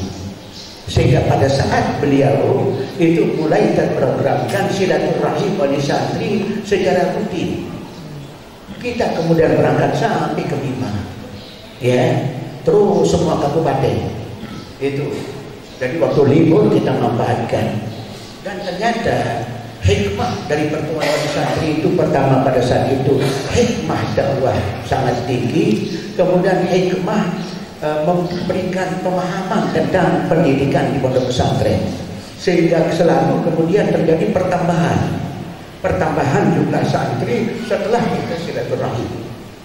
Itu dari saja tahun 80-an, Ustaz ya, tahun 80-an.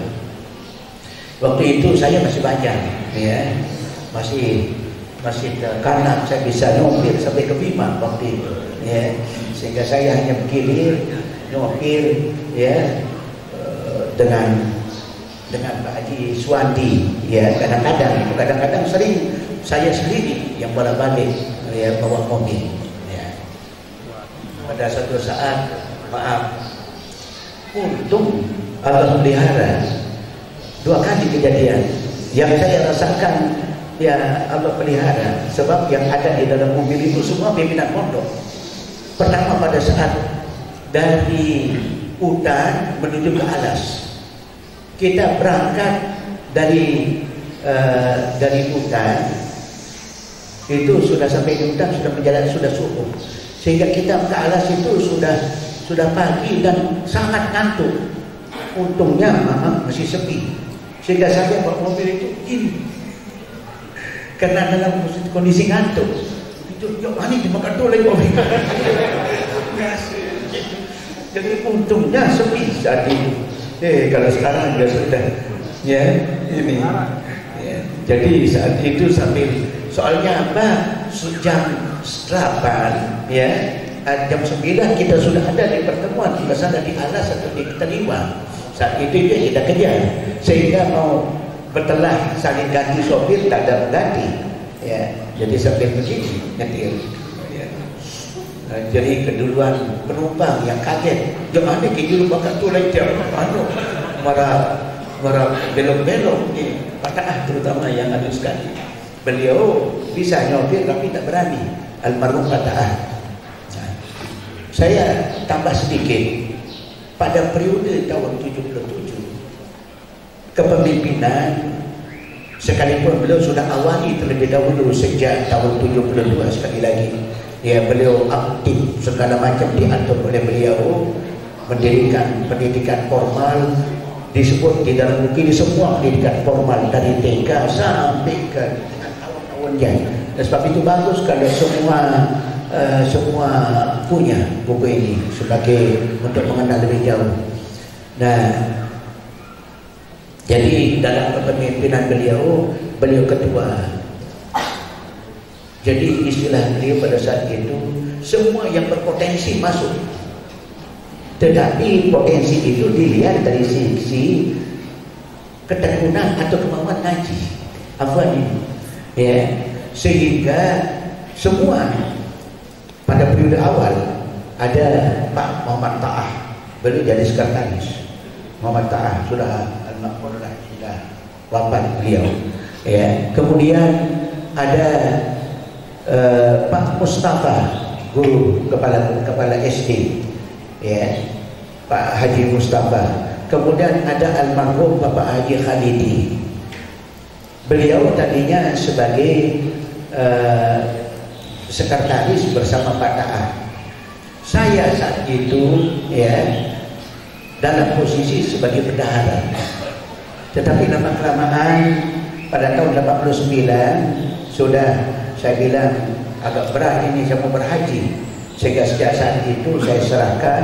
Yang kemudian setelah pulang saya juga tetap katakan lebih baik sudah pelungguh, langsung nanti berkiprahlah Ustaz Najimuddin, ya, nanti Ustaz Najimuddin yang menulis segala-galanya, cuma semua persoalan keuangan langsung saja beliau tangani sejak tahun 89. Sehingga sejak saat itu beliau sebagai ketua umum sekaligus juga bukan bendahara tetapi gizi keteng. Nah, itu yang saya sehingga maaf ini manajemen sederhana tetapi jitu, manajemen sederhana tapi sukses. Beliau setiap keluar saat itu kantong besar, mesti persiapkan uang. Satu saat tukang untuk apa langsung nanti nota belanja masuk kantor, ya. Nah, malam hari Ustaz Najib dipanggil. Nah, ini Captain Saone, ini tanda belanjanya, ya. Jadi itu justru maaf, ini manajemen sederhana keuangan tetapi sangat-sangat yang sesuai dengan perkembangan kita saat itu. Tentu kalau saat ini tidak bisa kita pertahankan itu, sehingga memang maaf kalau secara perkantoran ya cukup sibuk orang kantor kita ini, ya. Ada Urwah, ada Ustaz Najib, ada beberapa pembantu mengelola keuangan. Nah, memang saat ini yang kalau dulu memang tepat sekali apa yang beliau laksanakan, sehingga tidak pernah kosong kantong dari uang. Kemudian malam ajak dipanggil, paling, ya, ini belanja sisi kepeng sedikit dicocokkan, selesai. Nah, itu sederhana. Nah, itu dalam kepemimpinan beliau. Baik ayahanda Dr. Karim maupun beliau maaf ini saya pernah katakan pada saat pertama kita bertemu. Kalau dulu kedekatan kepada Allah secara pribadi, baik ayahanda Dr. Abdul Karim maupun Dr. Sofwan Hakim, itu yang memberikan sebuah perkembangan pada Nurul Hakim ini. Karena abang tak lepas dari pendekatan yang begitu intensif yang dilakukan oleh kedua beliau. Pada saat itu saya katakan, saya jauh dari beliau itu. Oleh sebab itu, semua kita yang harus menempuh pendekatan ibadah seperti beliau. Ini pernah saya kemukakan pada saat pertemuan pimpinan pengurus yayasan pertama.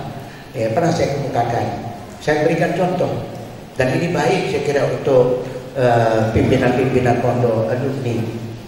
Dr. Sofwan Hakim ya, setiap akan melakukan berkunjung ziarah kepada maklum. Dulu itu kadang-kadang kita cari sahabat atau minta informasi dari sahabat siapa orang-orang yang kira-kira bisa dilibatkan dalam pembiayaan pondok. Itu selalu itu. Sehingga maaf, ini dua yang saya ceritakan. Pertama, kalau yang terakhir Pak Farid itu belakangan beliau. Ya, tapi yang pertama ada namanya orang Banjar, Pak Hasan itu salah itu bahasa. Masya Allah. Itu yang pertama. Itu maaf begitu diberitahu beliau berangkat, maaf ini Dr. Sofwan berangkat menuju siapa yang dituju mesti istikharah. Mesti istikharah. Itu yang saya lihat hal yang luar biasa. Sehingga apa kata beliau? Arwah istiharah baru lamun bagus sebedait, lamun dia bagus sedih bedait. Sehingga apa yang terjadi begitu kita ketemu, masya Allah, tidak ada yang miss. Jadi oleh sebab itu saya sangat yakin apapun yang kita kelola, pendekatan kepada Allah itu tidak bisa dikesampingkan.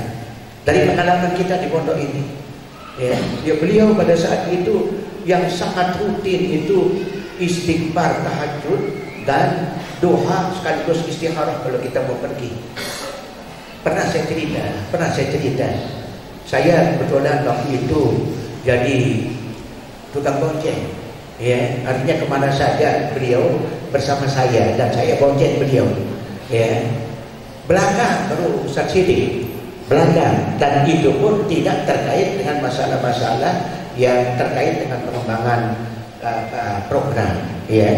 Nah pada saat itu selalu saya tiba di timur nunggu apa kata Al-Makmur lah Tuan, aku jaga demilik kaduan di Muharram le ya para ribu jaga istighfar.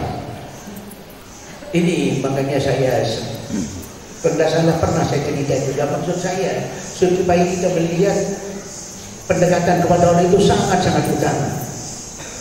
Itu ribuan istighfarnya, dan biasanya itu full saja kemudian, ya begitu akan berangkat ada orang waktu istihara hendak lama sholat setelah ini bedai dalam menit sholat jadi bedai.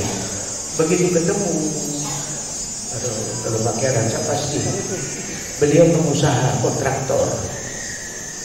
Begitu kita ketemu, langkah syukurnya kita yang kunjungi. Syukur luar biasa. Berulang kali, saya Tuan Guru syukur dikunjungi sama guru. Saya dengar nama guru itu mau membangun pondok. Saya dengar apa yang bisa saya bantu. Belum apa-apa kita belum ngomong. Langsung Yusuf Manik Agung namanya. Haji Yusuf, anaknya itu PT-nya itu Manik Agung. Di Labu Api dia punya proyek satu pengembangan Jamu Binti dulu, tapi tak tahu juntrungnya itu yang di Labu Api. Nah Pak Yusuf Manik Agung ini, masya Allah, begitu ketemu kita langsung berkatakan apa yang bisa saya bantu. Maaf, saya punya uang, belum kok bisa berbuat. Langsung gitu, tidak ada jaraknya. Saya punya uang, belum kok bisa berbuat. Apa yang bisa saya bantu, saya bantu. Ini keke maksud kita datang ke program. Tapi saat itu beliau juga ada diri, ya, ada diri. Pak Yusuf, insya Allah nanti saya datang lagi. Begitu kita mengecor aula di sebelah timur, aula kelas khusus yang paling timur, ya kelas khusus di timur, itu aula yang pertama, aula yang dicor itu, belum ada yang lain. Pada saat itu kita karena mau cepat, Ustaz Salim Marbayasul, pengurus Dewan Dakwah Jawa Timur, ingin datang dan ingin mempercepat. Akhirnya kalau kita andalkan bambu dari masyarakat, selama ini masyarakat saja, semua bambu itu masyarakat. Cuma untuk menunggu itu lama. Akhirnya pergilah kita. Tapi balik dikit dulu, pada dikit Pak Yusuf. Kita mengecor cuma bambu dengan papan sangat butuh kita. Kalau semen sudah siap. Ya, cuma bambu ini kesulitan kita sekian batang yang kita butuhkan. Tidak ada ngecor. Kalau ada salah waktu itu hari Ahad. Kalau ada Senin lupa saya. Kita akan ngecor hari ini. Apa kata beliau? Tolong aja belum tunda beberapa hari. Barang 5 hari atau seminggu. Oke, sudah. Setelah seminggu kita datang. Belum terima semua bambu yang ada di proyek saya yang sudah diturunkan. Sekarang ini sudah habis berada, sudah pembongkaran. Semua papannya dan juga bambunya bawa ke Kediri. Ya, sebab proyeknya di beberapa tempat bambunya berkelebihan, papan ada yang papan besar-besar tebal-tebal itu yang kemudian bisa dipakai untuk berbagai keperluan. Nah ini makanya saya sekali istighfar yang malam, ya tahajud, kemudian istikharah, sehingga itu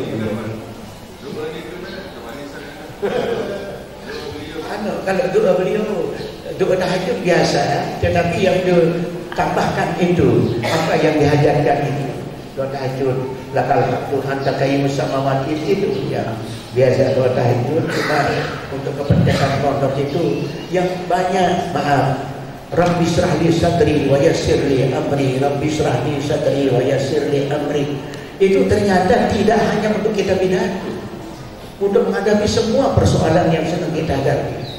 Ya, Rabbi syrahli sadri wa yassirli amri.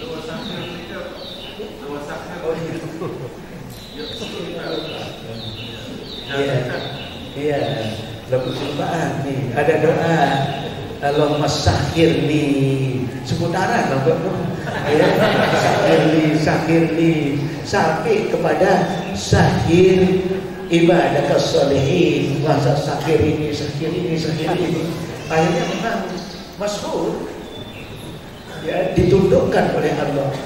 Itu memang lupa saya banyak doa itu. Iya. Ada.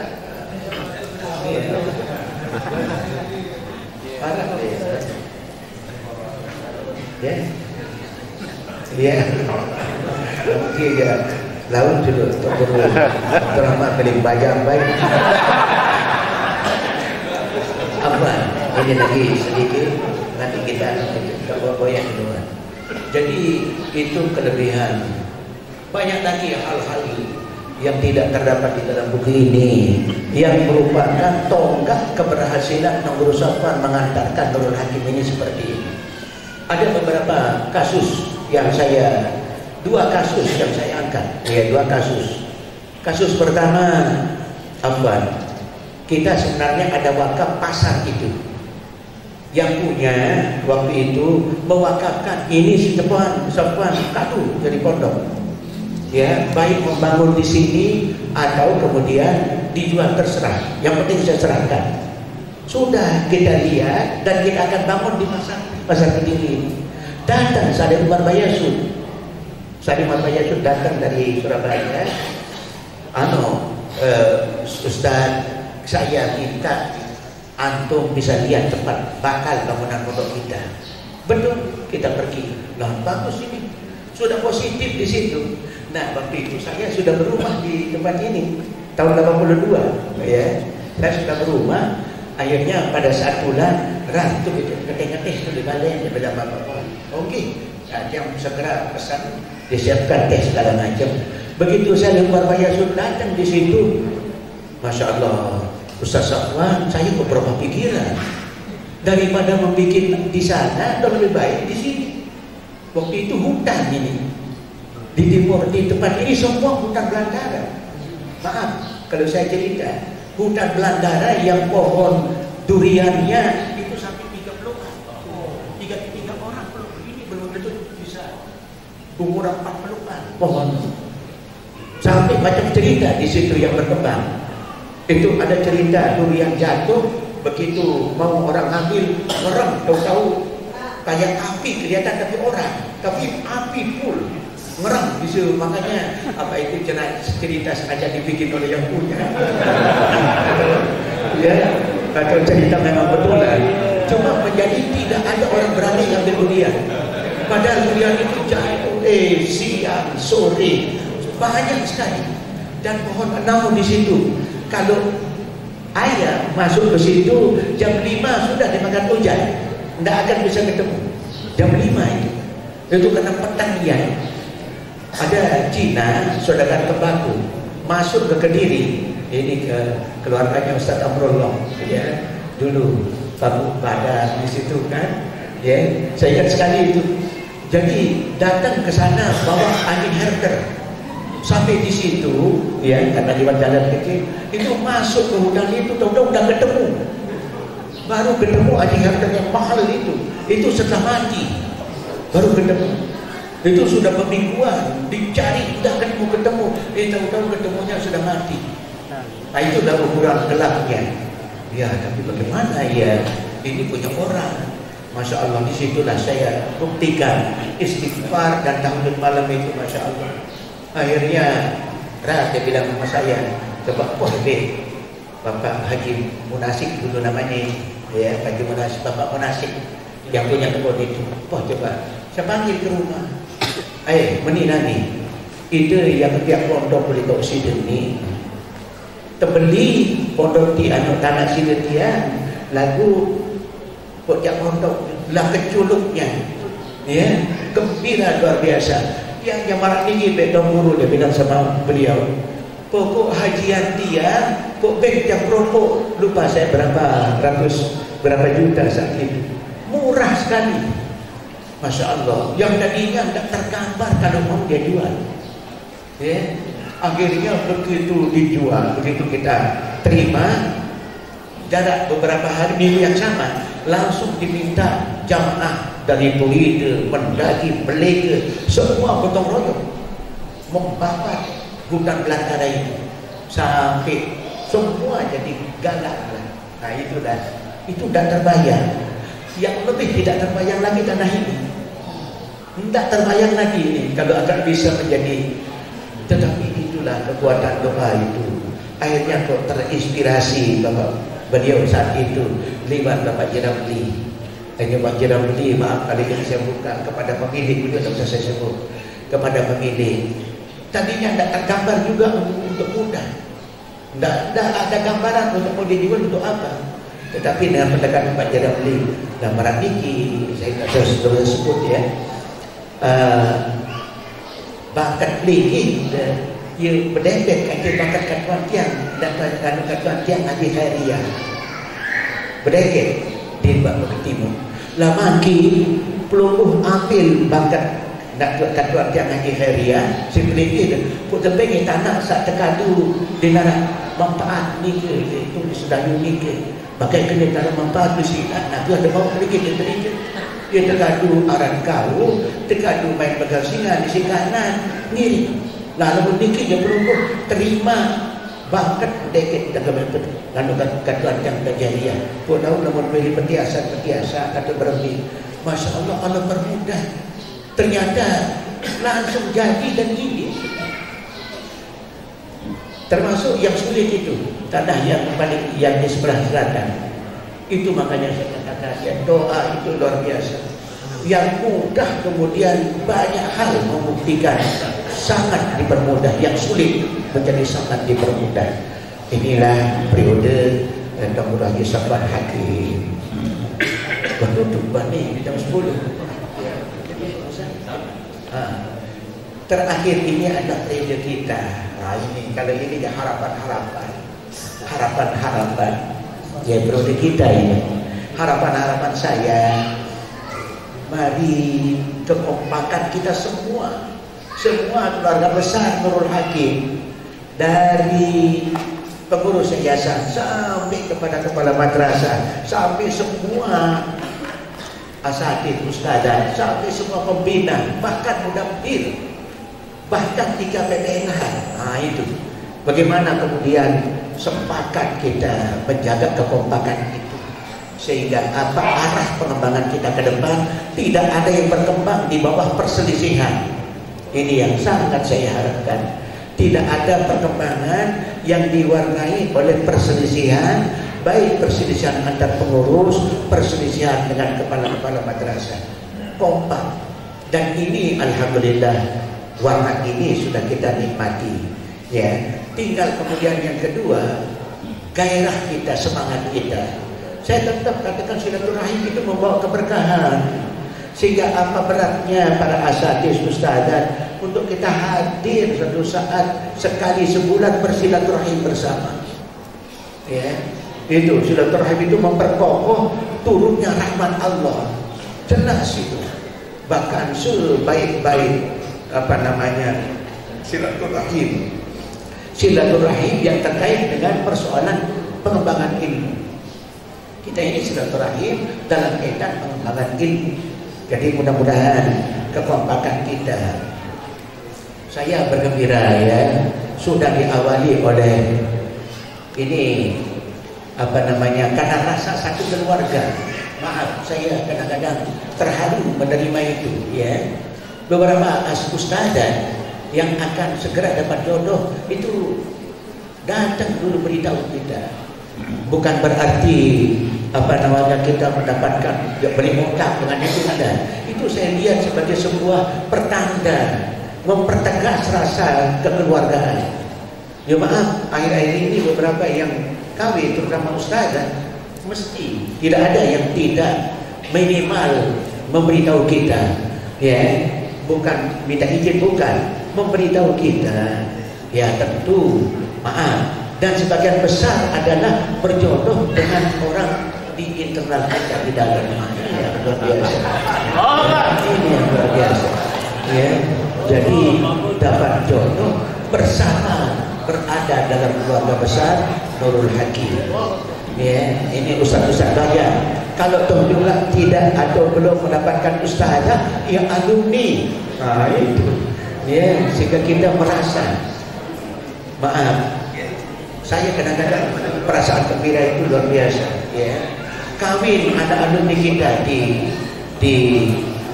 ini, yang dulu di klinik,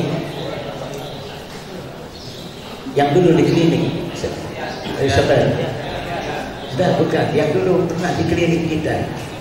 Aduh, kawin anaknya, istrinya dia adalah alumni, ya.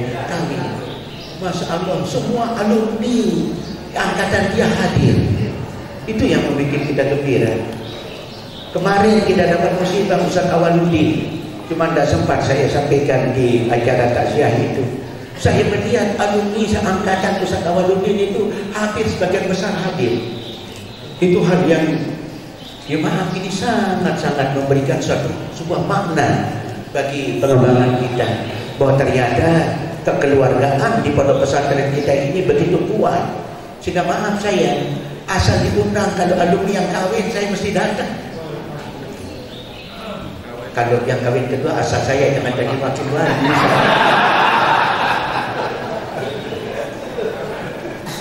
Itu saja syaratnya dong. Kan asal saya diundang saja, tetapi tidak menjadi wakil wali.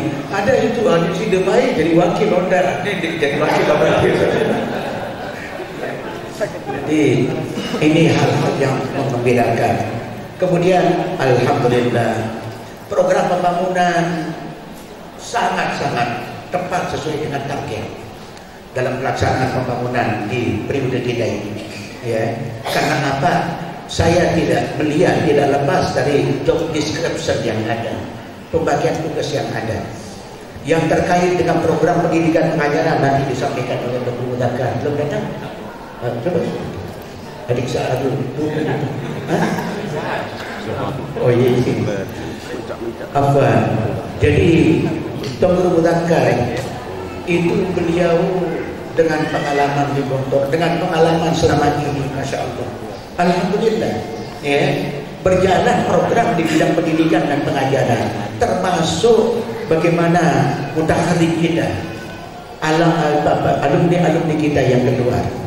Ini yang membuat kita merasa bahwa kepemimpinan yang saat ini mampu membawa amanah yang diberikan oleh Pengurus Satuan Hakim. Saya tidak merasa sendiri dalam kaitan ini. Semua kita, ya, maaf, bagian pendidikan, bagian ekonomi usahakan, maaf, bisa kemudian menjadikan kantin-kantin lebih berpotensi sebagai bagian dari sumber keuangan. Ya maaf, sangat berpotensi yang dulunya tidak ada maknanya, artinya tidak besar. Tapi sekarang ini alhamdulillah, ya, begitu juga penambahan harta wakaf. Banyak yang bisa kita perbuat. Yang semuanya ini bisa kita nikmati bersama, ya, sebagai sebuah keberhasilan bersama, tidak lepas daripada apa yang digariskan oleh kepemimpinan Tengku Ayahanda Tengku Sofwan terdahulu dan doa dari Ayahanda Tengku Abdul Karim. Ini saya kira yang sangat-sangat mendasar, sehingga alhamdulillah pembangunan visi kita sengaja kadang-kadang turun.